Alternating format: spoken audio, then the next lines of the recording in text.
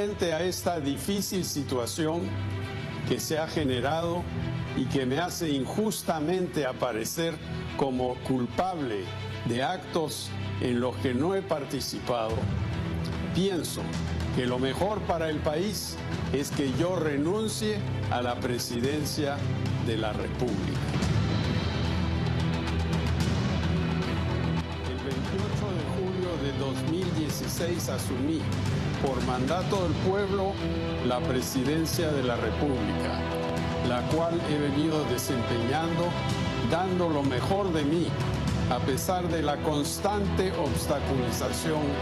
Remito al Congreso el original de esta carta que estoy transmitiendo al Perú, renunciando al cargo de presidente constitucional de la República.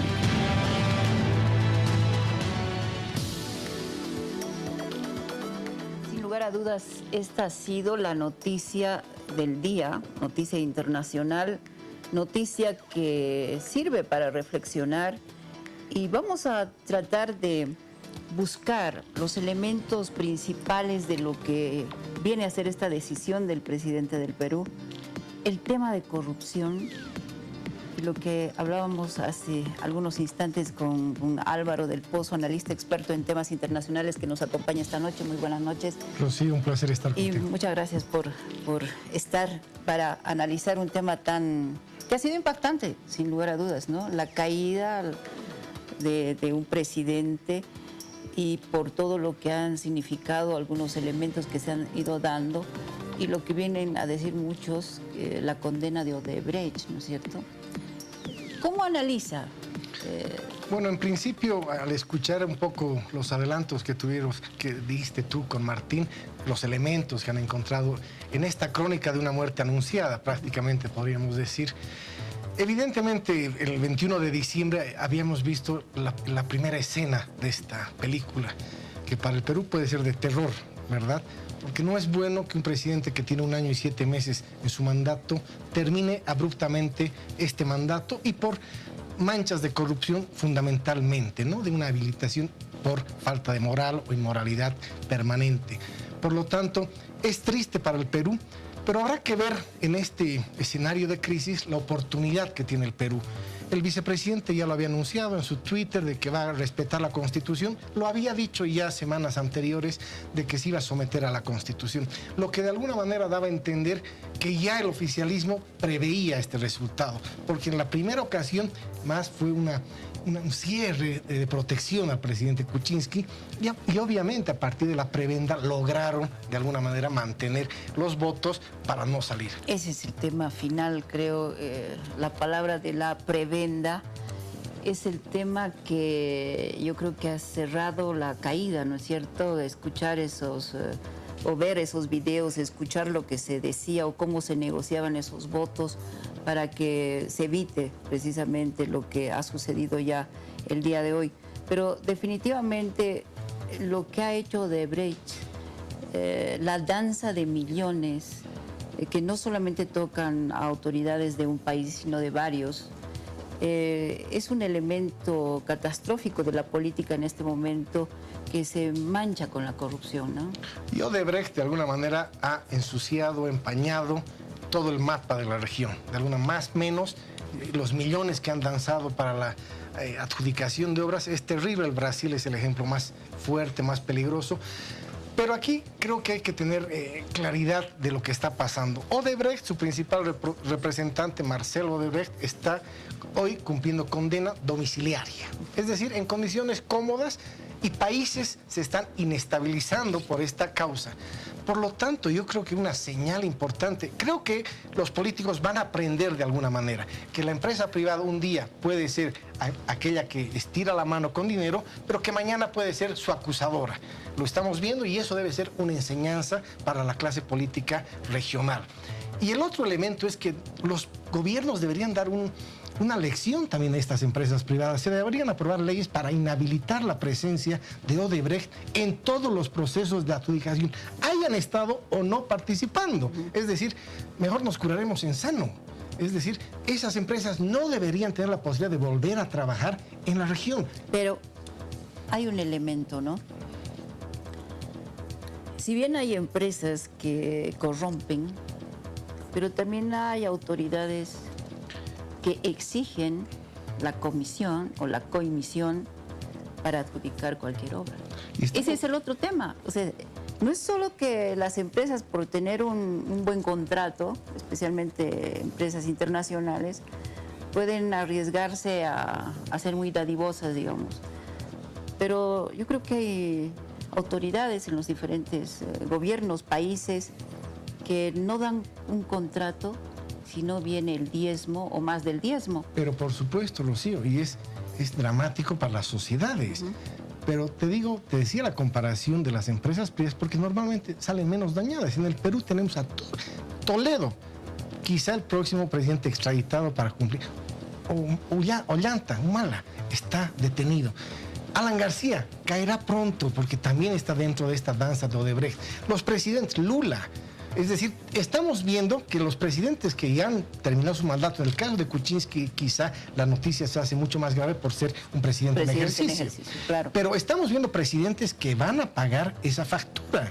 Y por eso te decía, quería un poco concentrarme en la empresa privada, porque normalmente a veces caen sin daño alguno. Los políticos tienen que pagar esa factura porque es esa lección que debemos aprender. No podemos estar con ese diezmo al que tú hacías referencia constantemente en países que necesitan esos recursos para crecer económicamente. No, definitivamente. Pero el otro punto que ya lo apuntaba era el tema de la inestabilidad política, porque en definitiva entra un gobierno, obviamente un nuevo gobierno, con promesas, con proyectos, hace una estructura de política, ¿no es cierto? Se empiezan a manejar los ministerios y de pronto viene este derrumbe, tiene que venir un cambio y obviamente eso afecta a cualquier país. Absolutamente, la inestabilidad política es un elemento fundamental que trasciende la política porque se refleja en la economía, ¿verdad? Parecería que la mejor solución para el Perú, en lo que tú dices, ese efecto directo en la economía, va a ser la sucesión democrática, es decir, que asuma el vicepresidente Vizcarra, que llegará el día viernes al Perú para asumir en teoría. Se va a hacer el debate el día de mañana en el Congreso para analizar la renuncia de Kuczynski, porque el Perú había apostado a la inversión pública para garantizar el crecimiento de su economía. Y obviamente el cambio político... Y un poco como lo que hace Bolivia, ¿no? Exactamente. Y un cambio político puede, de alguna manera, traumatizar ese proceso. Por lo tanto, creería, y coincido con algunos analistas internacionales, que la mejor solución va a ser darle la oportunidad a Vizcarra de renovarse en su gabinete y tener una cintura política un poco más flexible que el propio Kuczynski. Además de los elementos que ustedes han tocado muy bien con Martín, decía yo, hay una falta de cintura política. El presidente Kuczynski se ha ensimismado, es un hombre muy, como decíamos, muy académico, muy preparado, pero se ha aislado y no ha tenido un contacto con un parlamento que ya empezó su periodo con debilidad, porque tenía 15 parlamentarios que lo apoyaban. Por lo tanto, necesitamos un presidente en el Perú que esté en constante relación con su Congreso. Cambiamos de tema. Vamos a hablar de lo que, bueno, han sido estos 2 días de alegatos en La Haya. Bolivia realmente muy bien representado. ¿Cuál es el criterio? A ver, tocando un poco a los juristas internacionales que cada uno en su tiempo, en su momento, han ido dando las explicaciones jurídicas e históricas de lo que es nuestra demanda marítima. ¿Cómo los ha evaluado? Jurídicamente impecables. Creo que han traducido de la mejor manera todos esos compromisos, estos actos unilaterales que se conocen en la doctrina del derecho internacional, parte de las fuentes del derecho, impecable. Pero hay un elemento que a mí me ha sobrecogido, es decir, ese mensaje de nuestro jurista español Remiro Brotons, ¿verdad? Sí. Ha sido un mensaje, pero tan fuerte a la clase política, no solo chilena, porque acá tenemos que también recibir esos mensajes. Tenemos que entender que las relaciones de estados es de largo plazo, son de estado por eso. La diplomacia es una política exterior, es la ejecución de la política exterior y esta tiene que ser de estado. Y lo que decía Remiro es, ¿está Chile dispuesto a aceptar de mantener una vecindad mala con un vecino que va a seguir siendo ese vecino? Pensemos en los futuros 100 años. Por eso vemos una Unión Europea, porque hubo jefes de Estado que pensaron en 50 años, desde los años 50. Claro, y ese es el mensaje a Chile. Más allá del fallo, Chile tiene que entender que es necesario entenderse con Bolivia. Y la mejor manera de entenderse es facilitarle un espacio de salida soberano al Pacífico. Hemos hablado mucho estos días de los alegatos de la presentación que hicieron nuestros juristas, pero ya el día de mañana comienzan los alegatos de Chile. Por las proyecciones en las declaraciones de las autoridades, comenzando por el propio presidente Piñera, pareciera que ya la respuesta de Chile vendrá sujetos al tema del Tratado de 1904 y el otro tema de no renunciar ni no dar territorio con soberanía, ¿no es cierto? A ver, proyectemos lo que puede pasar a partir de mañana en los 2 días que le toca a Chile. Yo estoy abierto a las sorpresas que nos pueda dar Chile. ¿En qué entendido? Que si se quedan en lo del 1904 va a ser un error grave. Es decir, ya la Corte de alguna manera dijo la demanda de Bolivia trasciende el Tratado de 1904, por lo tanto se ha generado un tema pendiente acá por resolver que no lo ha resuelto el Tratado de 1904. Seguir en esa línea me parecería ocioso de alguna manera, porque ya lo único que establece el Tratado de 1904, además de muchas otras cláusulas, que los territorios ganados pasan a perpetuidad de Chile y no estamos discutiendo eso. Por lo tanto, ese argumento seguramente va a ser, como tú bien lo dices, repetitivo el día de mañana y pasado, pero creo que vamos a encontrar algo más jurídico en cuanto a la doctrina de los actos unilaterales. Y ahí podemos ver... Eso es de las negociaciones en sí. Exactamente, que nos digan, no, todas estas declaraciones de buena fe, estas voluntades han sido expresadas en ámbitos de negociación. Por lo tanto, no son declaraciones que por sí solo representan un acto unilateral independiente, que es una característica de los actos unilaterales. Hay jurisprudencia a favor, en contra, en lo que se llama en jurisprudencia de coincidencia o de contradicción. Por lo tanto, vamos a, creo, vamos a escuchar el día de mañana y pasado argumentos ya tratando de desacreditar la existencia de estos compromisos. Lo habíamos hablado fuera de cámaras, que nosotros hemos presentado un abanico casi irrefutable de compromisos, unos evidentemente en marco de negociaciones, pero otros como declaraciones realmente unilaterales, que por sí solas ya representan un compromiso. Como la agenda de los 13 puntos, por ejemplo, ¿no? Yo creo que ya el hecho de introducir el tema pendiente del tema marítimo en una agenda bilateral es parte de lo que no pueden pues desconocer, digamos, de lo que se ha estado manejando durante tantos años y sin llegar a un buen puerto. Exactamente. Y quizá una línea que escuchemos mañana es que digan, nosotros a partir de 1988 hemos dejado de hablar de soberanía. Evidentemente la agenda fresca, la agenda de los 13 puntos existen, pero ya desde el 88 se deja de hablar de soberanía. Por lo tanto, podrían ellos alcanzar, digamos, una línea de defensa a partir de la revocatoria de los actos unilaterales. Es decir, otra declaración que cambia el sentido de una primera declaración o varias, como en el caso de Chile. Pero, sin embargo, la jurisprudencia dice que evidentemente los actos unilaterales pueden ser revocables, pero tienen que ser con declaraciones tan taxativas como el compromiso. Y eso no ha existido.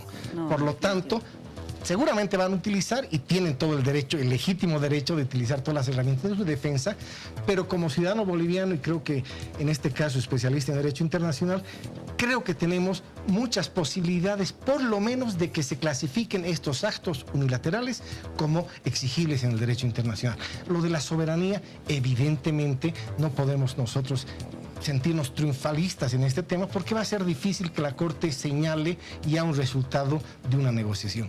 Pero ese es el concepto, yo creo, clave, porque pedir negociar, pedir dialogar, o sea, ¿qué tiene de malo? Y lo hemos hecho. Y en base a todo lo que han sido los compromisos.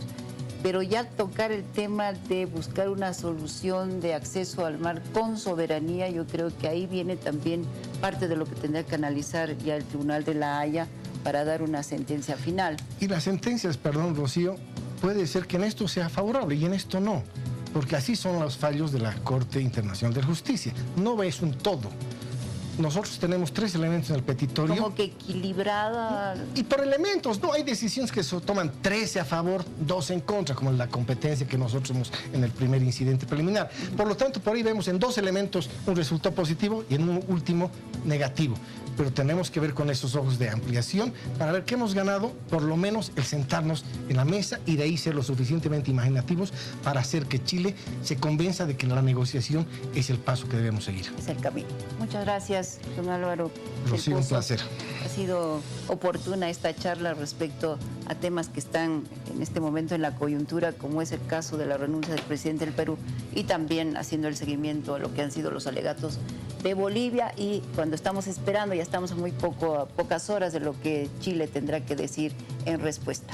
Nos vamos a una pausa, siempre agradeciendo la gentileza suya. A ti las gracias, Rocío.